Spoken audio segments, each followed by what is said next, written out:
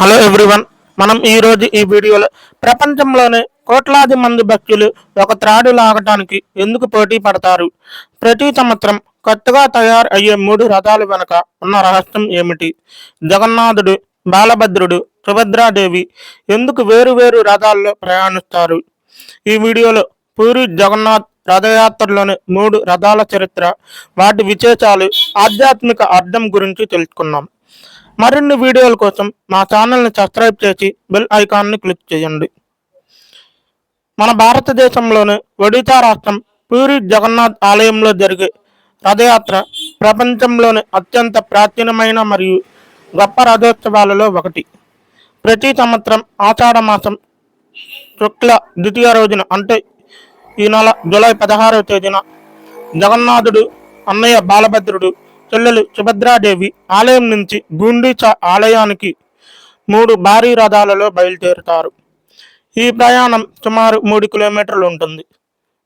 అంటే ఈ 3 రథాలు యొక్క ప్రత్యేకత: మొదటిది, బయలుదేరేది బాలభద్రుని రథం. ఈ రథం పేరు తాళధ్వజ. ఈ రథానికి అర్థం తాటి చెట్టు జెండా కలిగిన రథం.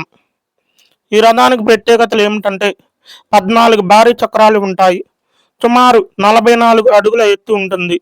ఎరుపు, నీలం రంగులు వస్త్రంతో రథాన్ని అలంకరణ చేస్తారు. రథానికి ముందు 4 తెల్ల గుర్రాలు ఉంటాయి. ఈ రథానికి సారథి మాతలి.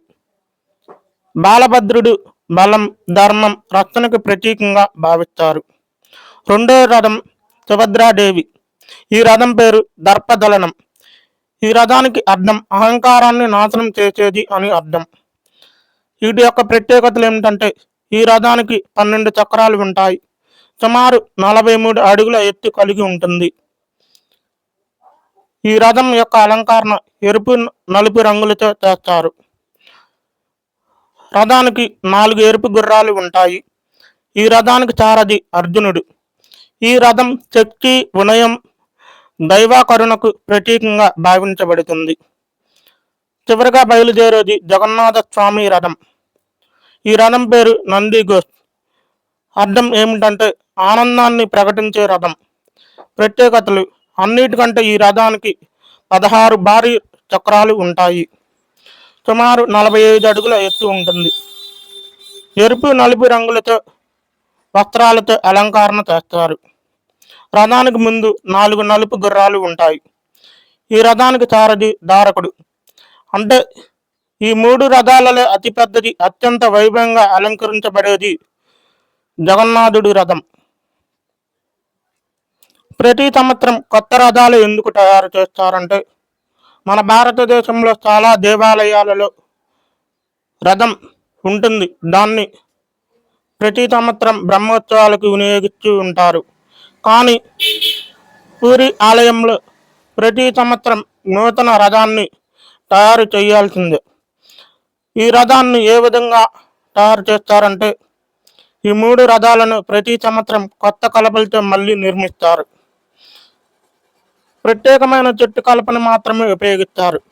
సాంప్రదాయ వడ్రంగులు కుటుంబాలు తరతరాలుగా ఈ సేవను నిర్వహిస్తూ ఉన్నారు. పాత రథాలను తిరిగి ఉపయోగించరు. ఇది జీవితం, సృష్టి, పునర్జన్మకు ప్రతీకంగా భావించబడుతుంది. ఈ 3 రథాలను ఆధ్యాత్మిక సందేశం మనకి ఏమి అందిస్తుందంటే బాలభద్రుని రథం శక్తి, సుభద్రుని రథం కరుణ, జగన్నాథుడి రథం ప్రేమ, విశ్వాసానికి అధిపతిగా నిలిచాయి. ఈ ముగ్గురి యాత్ర మన జీవితంలో ధర్మం, వినయం, భక్తి కలిగి ఉండాలని సూచిస్తున్నాయి. రథాలను ఆ సమయంలో లాగడం మహాపుణ్యమని భక్తులు భావిస్తారు. వేల మంది కాదు, లక్షలాది మంది భక్తులు ఒకే త్రాడును పట్టుకొని లాగడానికి ఎదురు చూస్తారు. ప్రపంచంలోని అత్యంత ప్రాచీనమైన పండుగలో ఒకటి. ఈ రథాన్ని లాగడం వలన దైవానుగ్రహం లభిస్తుందని వారి విశ్వాసం చెందుతున్నారు. పూరి జగన్నాథుని 3 రథాలలో కేవలం చెక్కతో చేసిన వాహనాలే కావు.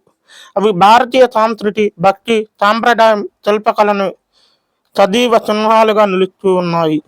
మరిన్ని వీడియోల కోసం లైక్, షేర్, కామెంట్, సబ్స్క్రైబ్ చేయండి. జై హింద్, జై భారత్.